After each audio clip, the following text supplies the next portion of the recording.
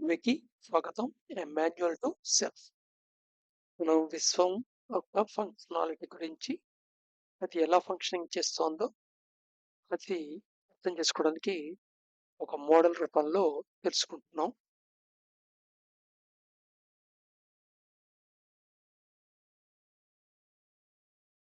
ఇప్పుడు క్యాచ్ పట్టడం ఈజీయా, త్రో చేయటం ఈజీయా? ఏదైనా ఒక ఆబ్జెక్ట్ని ఒక బాల్ని త్రో చేయటం ఈజీయా, క్యాచ్ పట్టడం ఈజీయా? త్రో చేయటం ఈజీ అనిపిస్తుంది. క్యాచ్ పట్టడం మటుకు త్రో చేయటం కంటే ఈజీ. అయితే త్రో చేయటంలో పర్టిక్యులర్ పాయింట్‌కి తగిలేట్టుగా వెయ్యాలి అంటే అది మటుకు ఈజీ కాదు. సో, మన మైండ్ గూడా థింకింగ్ ఇన్‌స్ట్రుమెంట్ ఏదైతే ఉందో అది గూడా థాట్స్ ఇలాగే ఫంక్షన్ ఔట్ అవుతూ ఉంటాయి. కొన్ని థ్రోయింగ్ థాట్స్ ఉంటాయి. కొన్ని క్యాచింగ్ థాట్స్ ఉంటాయి. ఎక్కువ థ్రోయింగ్ థాట్స్ ఎక్కువుంటాయి.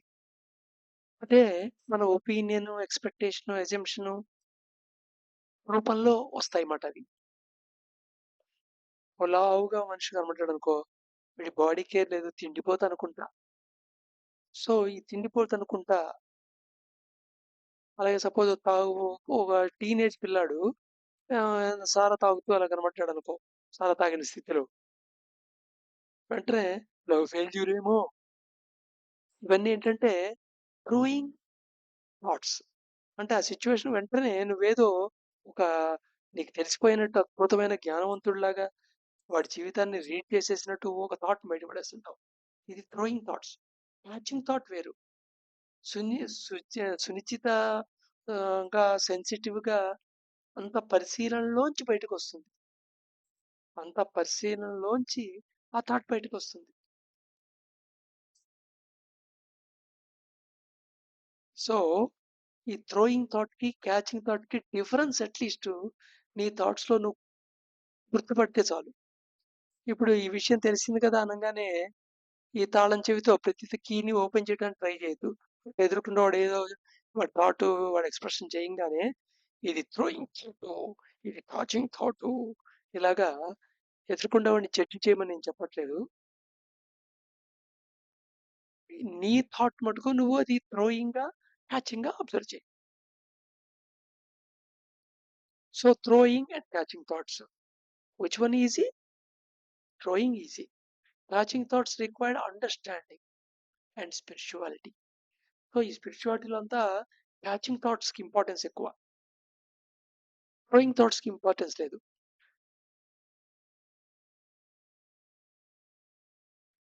ఒక డిఫరెంట్ ఇంతవరకు చెప్పిన వీడియోలో ఎక్కువ ఆహ్, హిందూయిజం ఒక లిటరేచరు, ఒక ఇన్‌ఫ్లూయెన్స్‌తో చెప్పినవున్నాయి. ఇంకొక ప్రాస్పెక్టివ్ చూద్దాం. ఇది. బైబిల్‌లో ఆడమ్ అండ్ ఈవ్ స్టోరీ ఉంది.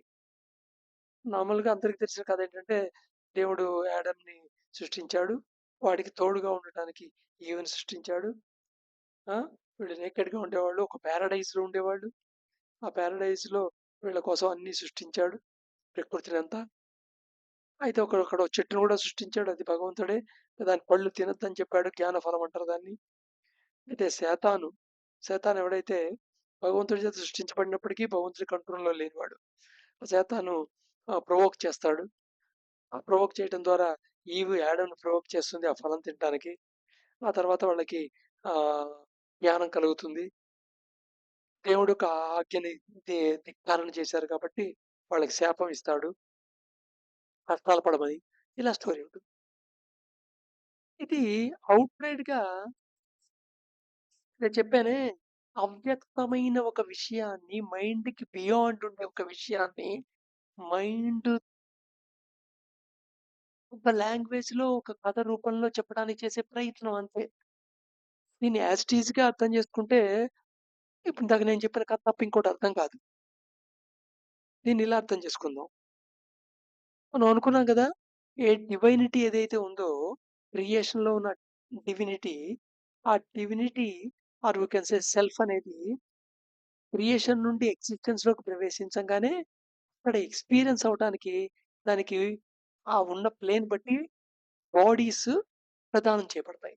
ఫర్ ఎగ్జాంపుల్ సోహా రీజియన్‌లోకొస్తే అక్కడ కాజువల్ బాడీతో ఎక్స్‌పీరియన్స్ అవుతుంది.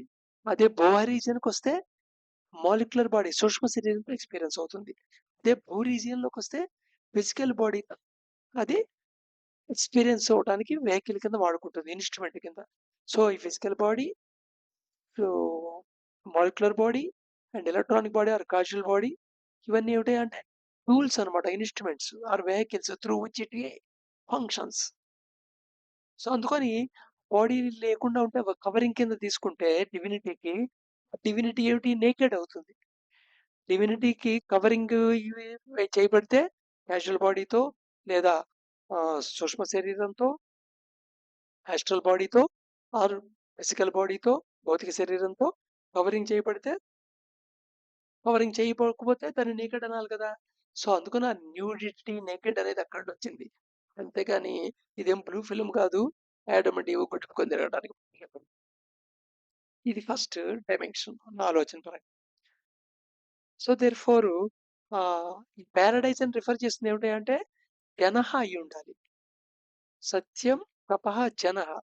ఈ జనహలో ఎవ్రీథింగ్ నోన్. కొత్తగా తెలుసుకోవాల్సిందేం లేదు. అక్కడ వీడు లోన్ ఫీల్ అయ్యాడు.